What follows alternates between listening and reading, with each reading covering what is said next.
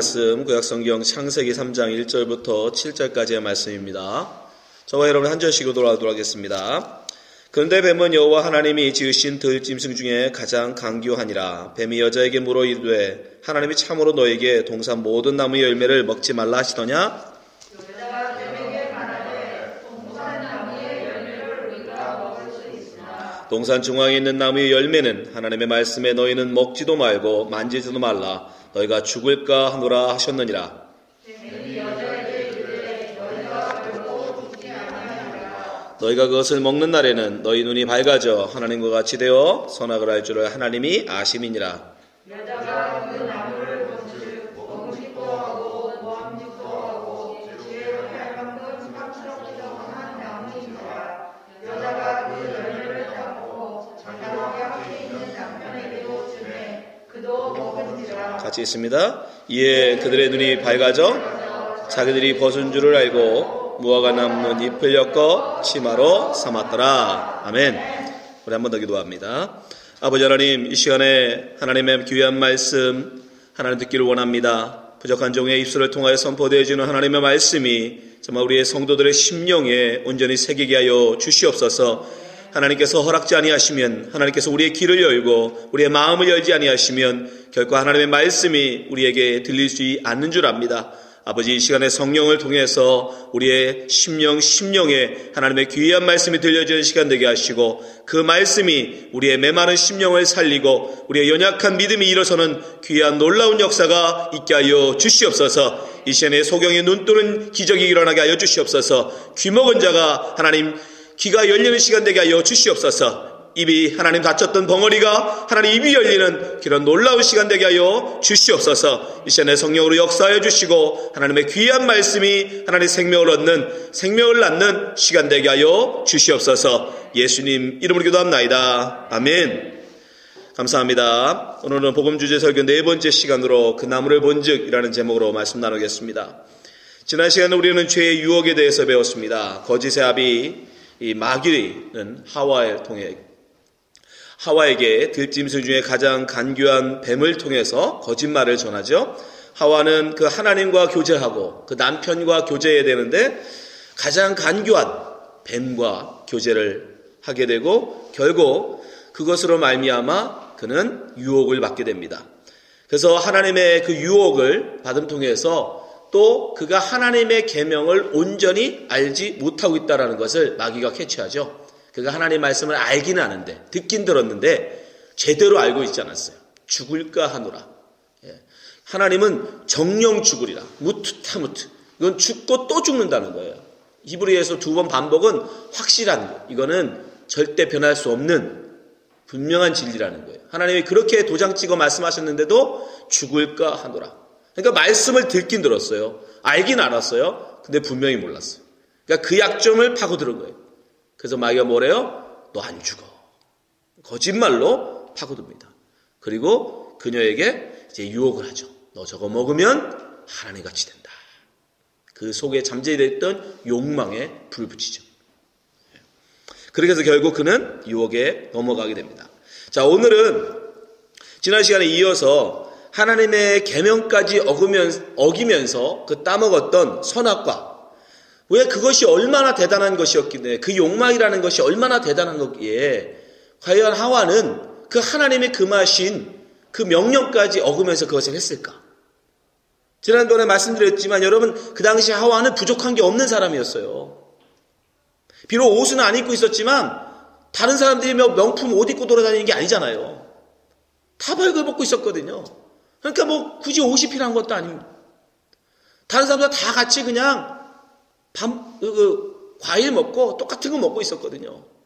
그러니까 내가 더 굳이 뭐 다른 거 맛있는 거 먹고자 하는 것도 없었어요. 그냥 분명히 하나님께서 모든 좋은 것으로 다 주셨기 때문에 사실은 우리 생각에 전혀 부족할 것이 없는데 뭐가 아쉬워서 무엇을 얻고자 그 하나님이 먹으면 죽는다 말씀하시는 그 계명을 어기냐 말이죠. 그 유혹이 얼마나 대단한 그 욕망이 얼마나 대단한 것이길래 거기서 넘어가는지 우리가 그것을 함께 알아보려고 합니다. 하나님께서는 분명히 선악과를 따먹지 말라라고 말씀하셨습니다. 그럼에도 불구하고 여자는 그것에 손을 대죠. 그래서 그것을 따먹습니다. 근데 그 안에서 그 선악과를 통해서 우리는 우리 인간의 마음 속에 잠재되어져 있는 절제할 수 없는 욕망이 3가지가 있다는 걸 알게 돼요. 첫 번째 욕망이 자, 3절 말씀 한번 다시 보세요. 같이 볼게요. 여기서 과연 어떤 욕망이 선악과를 통해서 나타나는가? 같이 보겠습니다. 시작. 여자가 그 나무를 본즉 먹음직도 하고 보암직도 하고 지혜롭게 할 만큼 탐스럽기도 한 나무인지라. 여자가 그 열매를 따먹고 자기와 함께 있는 남편에게도 주매 그도 먹은지라. 하와가 드디어 그 유혹을 받고 마귀의 유혹을 받고 선악과를 바라봅니다. 그랬더니 첫 번째 그게 어떻게 보여요? 먹음직스럽게 보인다고 그래요. 먹음직스럽더라. 이걸 한마디로 주면 탐심이라고 하죠. 먹고 싶어. 그러나 중요한 건 이 여인이 지금 배고파 굶주려 있는 상태가 아니에요. 그죠? 그럼 먹을 것이 없어서 먹을 것을 구한다면 그것은 여러분 하나님께서 준 본성입니다. 그것은 하나님이 탓하지 않으세요. 그건 욕망이라고 하지 않습니다. 근데 문제는 뭐냐면 이 지금 여기서 먹기에 좋을 것 같다라는 거예요. 원문으로 보면 먹음직스러워 보인다라는 거예요. 먹으면 왠지 좋을 것 같다라는 거예요. 배고픔에서 음식을 구하는 게 아니라 뭔가 더 나은, 뭔가 내가 더 기분 좋게 먹을 수 있는 자기의 먹음으로서의 행복을 추구하려고 하는 거예요.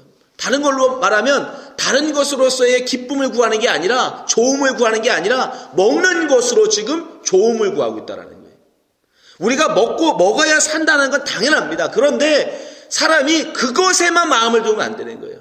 그리고 문제는 더 큰 문제는 그것을 내가 하루 먹고 살 수 있는 것으로 만족하지 아니하고 사람은 뭐예요? 자꾸 더 많은 먹을 것을 구한다는 거예요. 이건 단지 여러분 하와에게만 있는 욕망이 아니라는 거예요. 동양 사상에서 복이라고 말하는 한자를 여러분이 잘 보시면 그 안에 입구가 있어요. 입구. 그 원어들을 파전해 보면 그것을 분해해 보면 무슨 뜻이냐면 한 입을 채울 수 있는, 먹을 수 있는, 한 사람이 먹을 수 있는 밭을 갖고 있으면 그것이 복이다라요. 그 입은 식구라고도 번역할 수 있어요.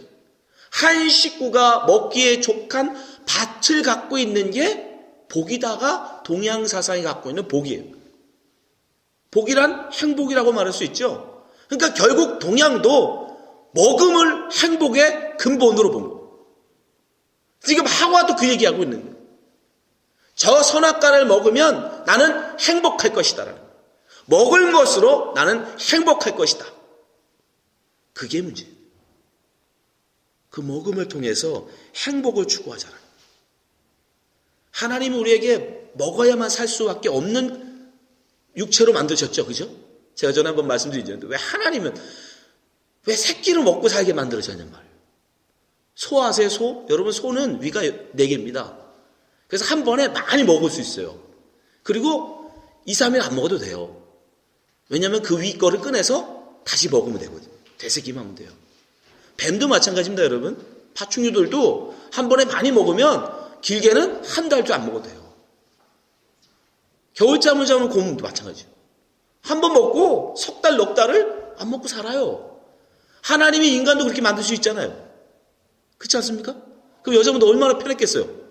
매일 밤 뭘 먹을까, 뭘 해서 먹일까 그 고민 안 해도 돼요. 사람 위들 2개 만드시든지 아니면 곰처럼 지방질을 많게 하게 하셔서 한 끼 잘 먹고 일주일 살 수 있게 만드시면 되잖아요. 근데 하나님은 사람을 그렇게 안 만드셨단 말이죠.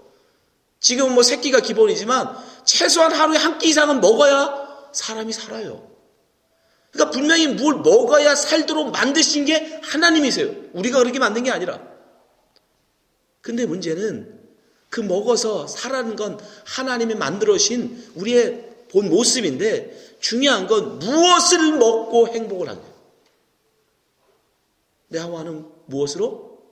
선악과를 먹어서 그냥 우리말로 하면 그냥 양식, 우리 배를 부를 수 있는, 배를 채울 수 있는 그 양식, 다른 말로 그냥 나의 배부름, 그걸 행복으로 그가 지금 바라보고 있다. 그러면 행복한 거지. 밥 많이 먹고 배부르면 그게 행복이지. 뭐가 행복이야? 그러나 주님께서, 하나님께서 우리에게 원하시는 행복은 그 행복이 아니죠. 그 양식이 아니에요. 자, 요한복음 6장 26절 보세요. 예수께서 대답하여 이르시되 내가 진실로 진실로 너에게 이르노니, 여기서 2번 반복하신다고 했어요. 이거는 확실한 불변의 진리란 뜻이에요. 너희가 나를 찾는 것은 표적을 본 까닭이 아니요 떡을 먹고 배부른 까닭이니라. 여러분, 선악과를 통해서 하와가 추구했던 것이 바로 이 배부름이죠. 이건 단지 하와가 선악과에서만 추구한 게 아니라 예수님 당시에도 여전히 많은 사람들이 예수를 바라보며 그에게 추구한 것이 뭐예요? 배부름이었다는 거예요. 예수를 통하여 내 배를 채우는 것, 그것이 행복이지. 근데 27절 보세요. 예수님 뭐라고 말씀하시죠? 같이 읽어봅시다. 시작. 썩은 양식을 위하여 이러지 말고 영생하도록 있는 양식을 위하여 하라. 이 양식은 인자가 너에게 주리니 인자는 아버지 하나님께서 인치신 자니라. 그거 아니야. 이 시대에도 여러분들이 예수의 이름을 부르면서 그 예수에게서 나의 배부름, 하나님 나의 배 좀 채워주세요, 정말 먹을 것이 없어서 굶어 죽을 것 같은 그런 아사 상태에서 여러분 양식을 구할 수 있습니다. 예, 그건 괜찮아요. 근데 먹으면서도 더 좋은 것을 먹으려는, 더 많이 먹으려는 그런 배부름을 여러분 예수를 통해서 부른다면 여러분 여전히 여러분은 선악과를 따먹고 있는 거예요. 이 시대에 많은 사람들이 추구하는 게 뭐예요? 내 통장에 내 평생에 쓰고도 남을 만한 돈이 있었으면 좋겠다. 지금은 자본주의 사회니까. 그 옛날은요, 내 창고에 내 평생 동안 먹고도 남을 만한 양식을 내가 가득, 만약에 여러분 창고에다 두었다면 요즘 말로 하면 행복이죠. 그걸 만족이라고 해요. 그걸 기쁨이라고 해요. 하와가 지금 그걸 추구하겠다는 거예요. 근데 예수님은 정확하게 비유를 통해서 그게 어리석음이다, 그게 가장 어리석은 짓이다라고 얘기해요. 자, 누가복음 12장 19절 보세요. 또 내가 내 영혼에게 이르되 영혼아, 여러 해 쓸 물건을 많이 쌓아두었으니 평안히 쉬고 먹고 마시고 즐거워하자 하리니. 평생을 먹어도 남을 만한 양식을 창고에 지금 차두었어요. 그래서 이 사람이 얘기합니다. 아, 나는 이제 행복해, 나는 이제 굿, 나는 이제 좋아, 나를 배부르게 할 양식이 가득하니까 난 좋아, 난 복받은 사람이야, 그렇게 얘기하고 있더니 20절. 하나님은 이르시되 어리석은 자여, 이 바보야, 오늘 밤 내 영혼을 도로 찾으리니 그러면 내가 준비한 것이 누구의 것이 되겠냐 하셨으니. 21절. 자기를 위하여 재물을 쌓아두고 하나님께 대하여 부여하지 못한 자가 이와 같으니라. 그건 어리석은 짓이라는 거예요. 하와는 지금 그것을 구하고 있는 거예요. 아, 선악과를 따먹으면 내가 배부르겠구나, 내가 좋겠구나, 내가 행복하겠구나. 그러나 여러분, 우리는 결코 그것이 바로 죄입니다. 그것이 죄라는 걸 알아야 돼요. 여러분들이 지금도 예수의 이름을 불러서 여러분의 배를 채우고자 한다면 여러분은 어리석은 짓입니다. 그래서 여전히 선악과를 따먹고 있는 죄를 범하고 있는 것입니다. 두 번째, 하와가 선악과를 바라보면서 어떤 욕망을 그 속에 갖게 됩니까? 자, 3장 6절 다시 보세요. 자, 상반절만 보겠습니다. 시작. 여자가 그 나무를 본즉 먹음직도 하고 보암직도 하고. 두 번째, 보암직하다라고 얘기해요. 보암직. 보암직이라는 말은 무엇이냐면 영어로는 beautiful이에요. 보기에 아름답다라는. 선악과 저게 아름다움이지, 아름다움이 좋음이라고 얘기하는 거예요. 근데 이건 이 하와만 가지고 있는 생각이 아니죠. 제가 생각해 보니까 우리나라 속담에도 이 아름다움과 관련된 속담이 되게 많아요. 이왕이면 다음치. 좋은 게 좋다는 거죠. 이쁜 거, 고운 게. 예? 또 있죠. 뭐죠? 보기에 좋은 떡이 먹기도 좋다. 맛이 중요하죠. 맛. 근데 우리나라도 옛날 분들도 그 생각을 했던 거죠. 보기에 좋은, 맛도 좋다. 가장 결정적인 거. 우리 장인어른이 자주 쓴다는. 죽은 귀신도, 먹고 죽은 귀신도 때깔. 아니, 귀신이 때깔이 무슨 소용이 있어. 근데 우리나라도 죽더라도 때깔 좋은 귀신이 되길 원하는. 그러니까 아름다움을 추구하는, 그 아름다움이 좋은 것이다라는. 이왕이면 예쁘고, 이왕이면 멋있고, 이왕이면 보기 좋은 것이 좋은 것이다라는. 그래서 나는 아름다워지고 싶다라는 거죠. 나는 멋져 보이고 싶다는 거죠. 근데 정말 하나님 보실 때 우리가 이쁘다고 하는, 우리가 멋있다고 하는 그것이 정말 선이고 그것이 좋음이다라면 예수님은, 하나님의 아들이신 예수님은 어떤 모습으로 왔어야 돼요? 성화의 그 아름다운 모습으로 와야겠죠. 그 멋있는, 코가 오똑하시고 그 장발의 헤어에, 그죠? 눈은 부리부리하시고. 근데 죄송하지만 예수님은 제가 단언컨대 결코 멋있는 분이 아니었습니다. 이사야의 예언에 의하면 그 얼굴이 너무 못나서 얼굴을 돌릴 만큼 너무 추남이었어요. 이뻐야 쳐다볼 텐데 보기에 흠모할 만한 아름다운 것이 없는, 지금 하와는 선악과를 바라보면서 너무 흠모할 만한 아름답다라고 얘기하고 있죠. 그죠? 너무 보기에 좋아. 너무 멋있다. 너무 보기 좋다. 근데 실상이신 예수님은, 하나님의 아들이신 그분은 사람들이 바라보면 뭐라고 하냐면, 야, 보기엔 너무 꼴 보기 싫어. 이사야서 53장 2절 보세요. 그는 주 앞에서 자라나기를 연한 순 같고 마른 땅에 나온 뿌리 같아서 고운 모양도 없고, 고운 모양이 없대요. 아름다움이 없다는 거예요. 풍채도 없고 왜소하다는 겁니다. 키 크고 부리부리하신 분이 아니에요. 우리가 보기에 흠모할 만한 아름다운 것이 없다 나오죠. 아름다움이 없어요. 3절, 그는 멸시를 받아 사람들에게 버림받았으며 간구를 많이 겪었으며 질고를 하는 자라. 마치 사람들이 그에게서 얼굴을 가린 것 같이 멸시를 당하였고 우리도 그를 귀히 여기지 아니하였도다. 여러분들이 하와처럼 여전히 아름다움이 아름다움이고 아름다움이 좋음이고 멋짐이 정말 좋은 것이다라고 그 외모만, 겉으로 드러나는 그 모습으로만 여러분이 계속 사람들을 쳐다본다면, 그런 것만 좋아한다면 여러분은 반드시 예수 그리스도를 거부하게 돼 있어요. 예수님은 절대로 여러분은 영접하지 못합니다. 예수님을 멸시하게 돼 있어요. 여러분이 하와처럼 여전히 그저 겉으로 보이는 아름다움, 키 크고 잘생기고 멋진 그런 것만을 여러분이 추구하고 살아간다면 여러분 앞에 나타난 풍채도 없고 볼 것도 없고 아무것도 정말 볼 만한 것이 없는 예수님을 여러분은 멸시하게 되어 있어요. 하나님은 분명히 말씀하세요. 사람들은 외모를 보고 사람을 택하지만 나는 그 중심을 본다. 사무엘상 16장 7절 보세요. 여호와께서 사무엘에게 이르시되 그의 용모와 키를 보지 말라. 내가 이미 그를 버렸노라. 내가 보는 것은 사람과 같지 아니하니 사람은 외모를 보거니와 나 여호와는 중심을 보느니라. 근데 하와를, 선악과를 따먹은 하와처럼 우리는 여전히 아직도 사람들의 외모를 바라본다는 거예요. 그 키를 바라보고 그의 생김을 바라보고 그의 가진 스펙을 바라보고 그는 참 멋있다, 그는 참 아름답다. 여러분, 그런 시선으로는 절대 예수님을 영접할 수 없습니다.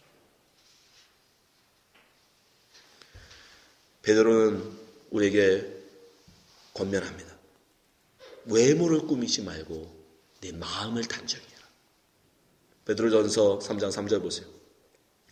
너희 단장은 머리를 꾸미고 금을 차고 아름다운 옷을 입는 외모로 하지 말고 오직 마음에 숨은 사람을 온유하고 안전한 심령에 썩지 않을 것으로 하라.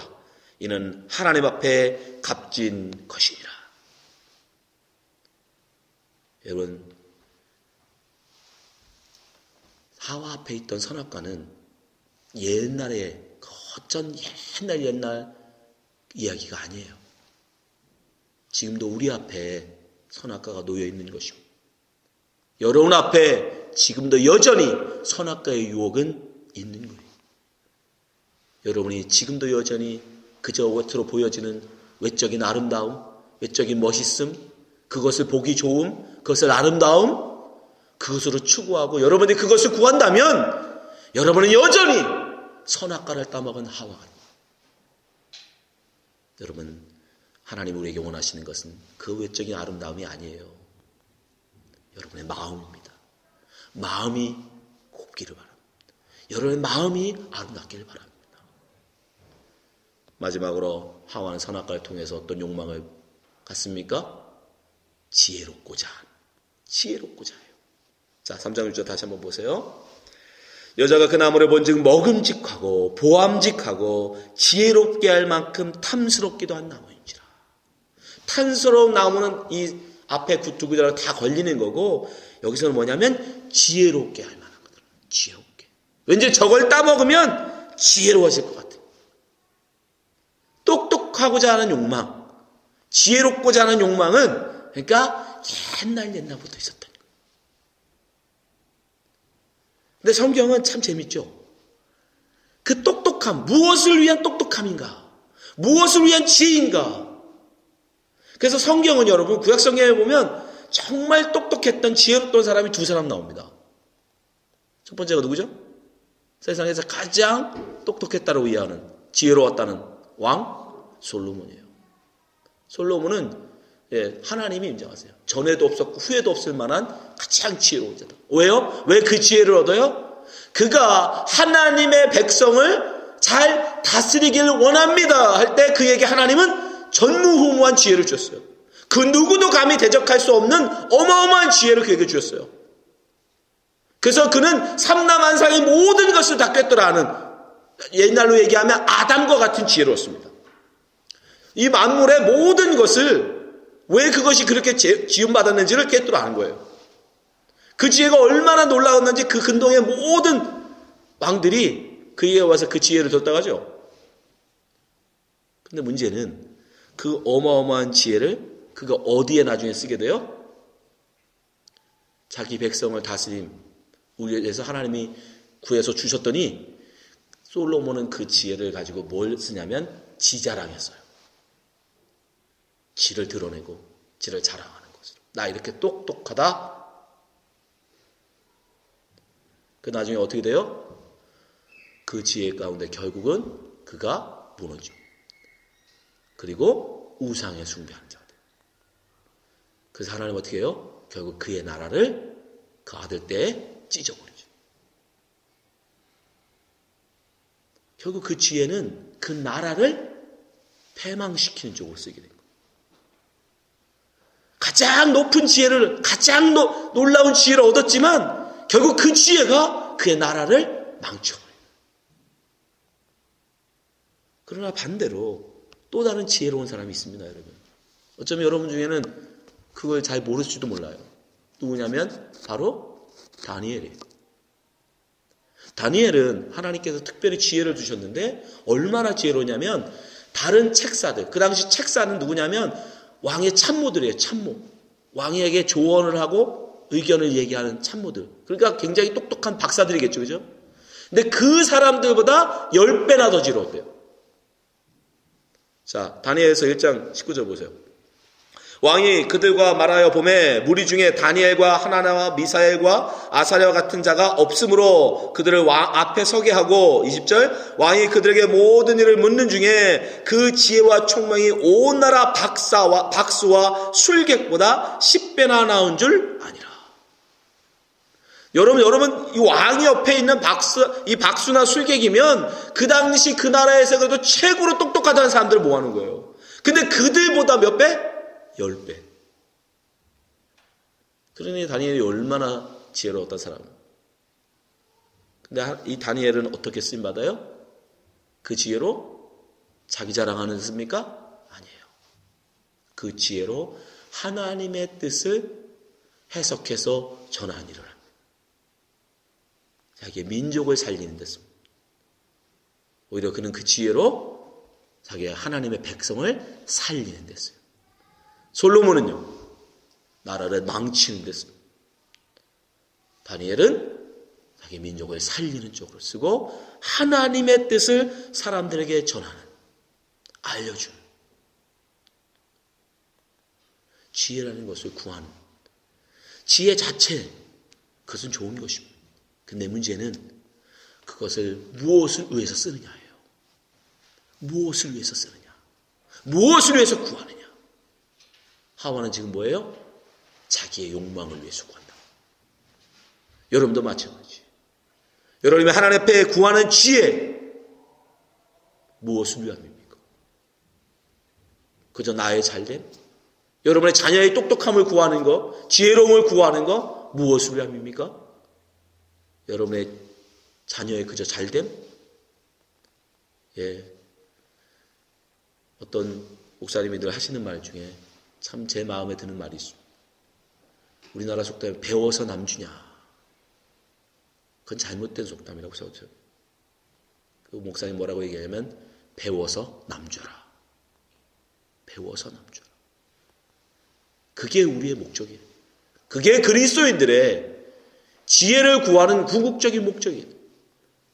남주기 위해서 배워. 남을 이롭게 하기 위해서, 다른 사람들을 이롭게 하기 위해서 하나님 앞에 지혜를 구해야 됩니다. 근데 선악과 따먹은 하와, 그 죄악 가운데 똑같은 죄악을 갖고 있는 우리는 어떻게 해요? 나를 위해서 선악과를 따먹는, 지혜를 구한다. 이렇게 선악과는 하와 속에 있던 먹음직함, 보기에 좋은, 지혜롭게 할 만한 그런 것들을 그 속에 욕망을 깨뜨려요. 결국 그래서 어떻게 해요? 그것을 따먹게 됩니다. 근데 우리가 이 본문에 나온 이 사건을 통해서 이 죄라는 것에 두 가지 속성이 있다는 걸 알게 돼요. 첫 번째 속성은 이 죄라는 건 작게 시작해서 점점 커진다라는 거예요. 야고보서도 이거에 대해서 분명히 우리 경고합니다. 야고보서 1장 14절 보세요. 오직 각 사람이 시험을 받는 것은 자기 욕심에 끌려 미혹됨이니, 처음에 욕심으로 시작돼요. 15절, 욕심이 잉태한 즉, 욕심이 큽니다. 욕심이 커져요. 그 다음에 죄를 낳습니다. 죄가 장성한 즉 사망을 낳느니라. 여기 야고보가 분명히 얘기하죠. 욕심이 미혹되어 뭐가 돼요? 죄가 되고, 죄가 더 커져서 나중에 사망에 이르게 된다. 그것처럼 오늘 본문도 보면 결국은 이 죄의 과정들이 이 본문 속에 나오죠. 처음에는 어떻게 시작됐어요? 그저 마귀가 던지는 거짓말이었어요. 정말 먹지 말래? 하나님이 동산에 있는 모든 나무의 열매를 먹지 말래? 라고 하는 그 거짓말, 그 한마디의 거짓말부터 시작돼서 그 말에 이가 어떻게 해요? 솔깃합니다. 그러면서 그 마음속에 뭐가죠? 욕망이 싹트기 시작하죠. 욕망이 꿈틀거리기 시작합니다. 그것까지는 어디에 있어요? 마음에 머무르는 거였어요. 이 개인의 마음 속에 있었던 것이에요. 근데 그 마음이 이제 어떻게 해요?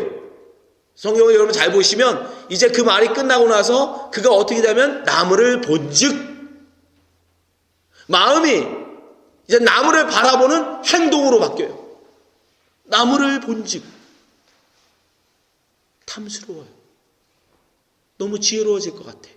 뭔지 먹으면 배부를 것 같아. 결국 그래서 어떻게 해요?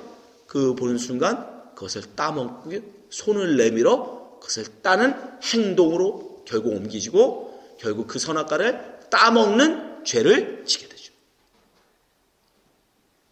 그러니까 여러분, 죄라는 것은 그냥 한 번에 어떤 것이 끝나는 게 아니라 여러분 마음속에 처음에는 미혹의 마음으로 시작되는 거예요. 누군가가 던진 말,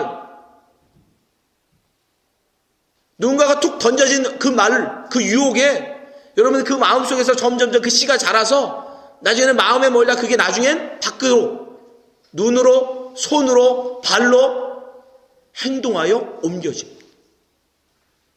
그것이 죄의 점진성이에요. 예수님이 그래서 뭐라고 말씀하시냐면 그 죄를 끊으려면 네 눈을 뽑아버리고 팔을 잘라버려. 여러분 이 말씀 보면 좀 끔찍하죠. 마태복음 5장 29절 보세요. 만일 내 오른눈이 너를 실족해 하거든 떼어버리라. 내 맥체 중 하나가 없어지고 온몸이 지옥에 던지지 않는 것이 유익하며 30절 또한 만일 내 오른손이 너를 실족해 하거든 찍어내버리라. 내 백체 중 하나가 없어지고 온몸이 지옥에 던지지 않는 것이 유익하니라. 왜 여기서 갑자기 눈, 손 갖다 끌어서 쓰시느냐? 바로 이 선악과 따먹은 하와를 염두에 두고 하시는 말씀입니다. 마음에 머물 때까지는 아직 죄까지 이르지 않은 거예요, 여러분.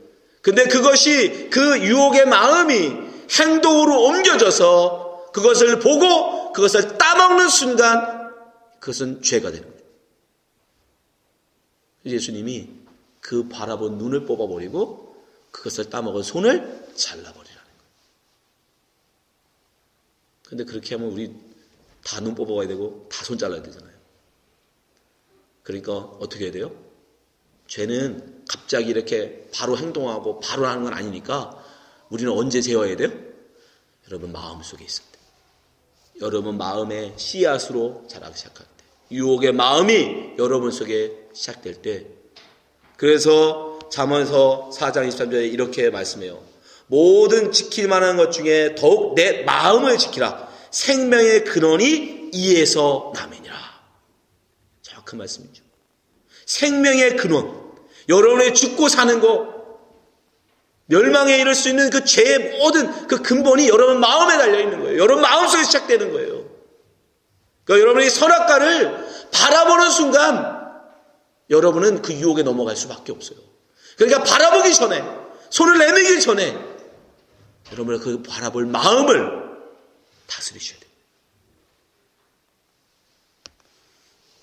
또한 죄는 유전성이 있어요. 전파됩니다. 감염시켜요. 죄는 나 하나 지는 것으로 끝나는 게 아니에요. 내가 하나 범한 것으로 끝나는 게 아닙니다. 반드시 죄는 다른 사람에게 전파를 해요. 오늘 본문에도 보면 하와가 따먹죠. 분명히 마음까지는 아니라고 했어요. 근데 그가 바라보고 손을 내밀어 따는 순간 하나님의 계명이 어겨지는 거예요. 이제 죄로 넘어간 거예요. 그렇죠? 그게 아담은 아니었습니다. 아담은 옆에만 있었어요. 근데 문제는요. 아담에게도 주어 먹게 합니다. 자, 6절 보세요.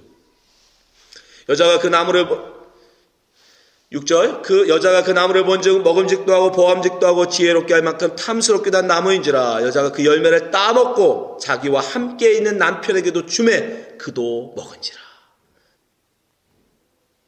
자기 하나로 끝나지 않아요. 그래서 죄는 무서운 것입니다. 죄는 또 다른 죄를 반드시 낳아요. 그 사람은 또 다른 사람에게 또 죄를 덮어요. 그렇게 해서 죄는 점점점 확장돼 나갑니다. 엄청난 속도. 결국 그래서 어떻게 돼요? 죄가 가득한 세상이 돼요. 창세기 6장 5절 보세요. 여호와께서 사람의 죄악이 세상에 가득함과 그 마음으로 생각하는 모든 계획이 항상 악할 뿐임을 보시고. 한번 죄가 들어오면 마치 이 코로나 바이러스가 순식간에 전 세계에 퍼져나가는 것처럼 똑같습니다. 죄도 순식간에 만나는 사람들에게 죄를 전파시키고 그 죄는 금방 온 세상을 다 뒤덮게 돼요. 그래서 죄는 무서운 것이에요. 그래서 죄를 우리는 경계해야 하는 것입니다. 여러분, 우리 모두가 지금도 단지 하와에게만 선악과가 있는 게 아니에요. 지금 우리에게도 여전히 우리 앞에 선악과가 있습니다. 여러분이 혹 여전히 아직도 뭘 먹는 것으로, 배부른 것으로 행복을 추구하고 있다면 여러분이 여전히 선악과를 따먹고 있는 거예요.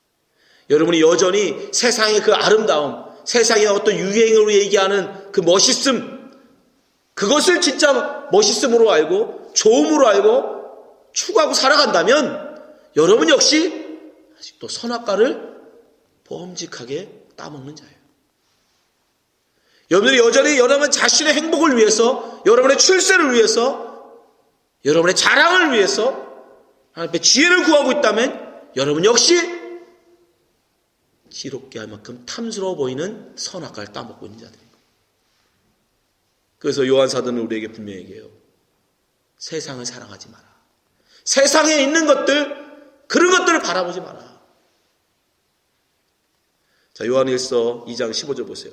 이 세상이나 세상에 있는 것들을 사랑하지 말라. 누구든지 세상을 사랑하면 아버지의 사랑이 그 안에 있지 아니하니. 16절 같이 있습니다. 이는 세상에 있는 모든 것이 육신의 정욕과 안목의 정욕과 이생의 자랑이니 다 아버지께로 온 것이 아니요 세상으로부터 온 것이니라. 여기서 지금 일부러 요한이 창세기에 나온 하와가 유혹된 그것을 그대로 갖다 쓰고 있어요. 그가 넘어간 보암직, 먹음직, 보암직, 지혜롭게 할 만큼 탐스러웠던 것을 그대로 비유해서 세상에 있는 모든 것이 뭐다? 육신의 정욕이요, 안목의 정욕이요, 이생의 자랑이라는 거예요. 이 세상의 자랑을 위해서 사람들이 지혜를 구한다는 겁니다. 안목의 정욕이 뭐예요? 자기 눈에 보기 좋은 것, 자기 보기 좋은 것을 쫓아가는. 육신의 정욕이 뭡니까? 육신의 행복, 나의 배부른 만족. 여러분들이 세상, 이미 이 세상은 마귀의 그 거짓말에 다 속아서 다 그 선악 갖다 먹고 그것을 행복으로 알고 살아가는 세상으로 만들어진 것이기 때문에 이 세상의 모든 것이 다 그 선악과의 열매에 유혹에 넘어간 세상이라는 거예요. 그러니 우리는 어떻게 해야 합니까? 우리의 손을, 우리의 눈을 선악과를 바라보고 우리가 손을 내밀어 그것을 따먹기 전에 우리의 마음을 새롭게 해줘. 그러려면 한 가지밖에 없습니다. 여러분 속에 있는 그 정욕, 여러분의 이 마음속에 있는 그 탐욕, 안목의 정욕과 이생의 자랑으로 가득한 여러분의 그 탐욕을, 마음을 죽이는 것밖에 없어요. 그래서 바울 사도가 뭐라고 했냐면 너의 육체와 함께 네 정욕을 십자가에 못 박으라 얘기합니다. 갈라디아서 5장 24절 한번 보겠습니다. 같이 있습니다. 시작. 그리스도 예수의 사람들은 육체와 함께 그 정욕과 탐심을 십자가에 못 박았느니라. 아멘. 박으셨습니까? 박으셔야 합니다. 박으셔야 돼요. 요한이 일부러 여기서 얘기하잖아요. 그리스도 예수의 사람들은, 바울이 일부러 얘기해요. 아직도 여러분이 정욕과 탐심을 십자가에 못 박았다면 여러분 아직 그리스도의 사람이 아니라는 거예요. 왜? 그는 여전히 하와인 거예요. 여전히 선악과 따먹고 있는 하와인 거예요. 우리는 그 마음, 이 세상에서 나를 드러내고 싶고 이 세상에서 나를 자랑하고 싶고 이 세상의 이야기는 행복을 추구하고 싶은 그 마음을 십자가에 못 박지 않으면 우리는 그리스도인이 될 수 없습니다. 하나님의 백성이 될 수 없어요. 이 말씀을 듣는 모든 분들이 정말 이 바울 사도의 권면처럼 여러분의 육체와 함께 여러분의 정욕과 탐심을 십자가에 못 박는 성도 되시기 바랍니다. 그래서 하나님 보시기에 아름다운, 하나님 보시기에 귀한 하나님의 백성으로 거듭나시기를 주님으로 축원합니다. 기도하겠습니다. 아버지 하나님, 우리로 하나님 선악과에 손을 내밀지 않게 하여 주시옵소서. 선악과를 바라보며 우리의 탐심 가운데 끌려 살지 않게 하여 주시옵소서. 하나님, 그곳에 가기 전에 이미, 선악과에 서기 전에 이미 우리의 마음을 새롭게 하여 주시옵소서. 우리 마음속에 하나님 있는 이 탐심, 이 정욕을 십자가에 못 박게 하여 주시옵소서. 예수 그리스도의 길이 아니면, 예수 그리스도의 하나님 구원이 아니면 우리는 결코 이 죄악에서, 이 탐심에서 벗어날 수 없는 줄 압니다. 아버지 하나님, 이 모든 성도들, 말씀을 듣는 모든 성도들, 예수 그리스도를 붙잡고 예수 그리스도를 믿음으로 예수 그리스도와 함께 십자가에 못 박혀 참된 구원을 얻는 성도들로 붙잡아 주시옵소서. 인도하여 주시옵소서. 이기게 하여 주시옵소서. 예수님 이름으로 기도합니다. 아멘.